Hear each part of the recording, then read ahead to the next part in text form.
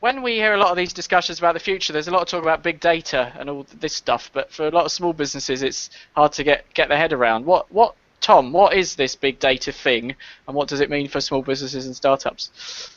Yeah, the nature of our online lives, the nature of our increasingly connected activity means that we just produce more information about what we're doing, who we're talking to, where we are, what websites we're browsing, all of these things. And if you can capture that data in a useful form and slice it and dice it and process it, you can start to get some really good understanding. So the sorts of things Bex was talking about where businesses want to understand people.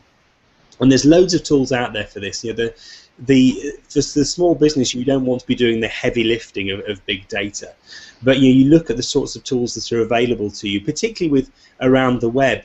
Tools like Google Analytics, tools like Candy, a company I founded back in 2009, which collects huge amounts of data about people's online interactions with you and allow you to slice and dice it and make better decisions. So, what have people been looking at on your website?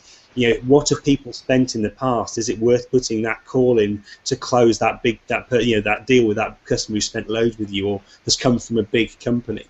Big data is really not much value in its own right. It's about how you use that big data and create big intelligence.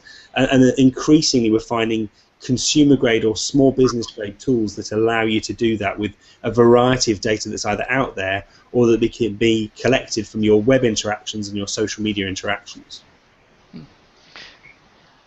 Becky, Tom's pretty much covered it there, but have you got anything you'd like to add on the data question?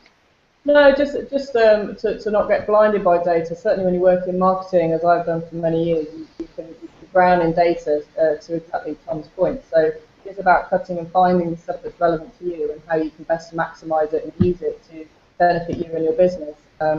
But again, the social side of it is also fascinating. You'll see most recently on Facebook, and they're starting to provide you with analytics. If you put things into your inbox, just telling you how many people have looked at your page today. And there are lots of things even now that you can use as a business. If you have a Facebook page, a Twitter, Google Plus, wherever, you can actually start using that data to then actually contact customers and be smarter about your outreach.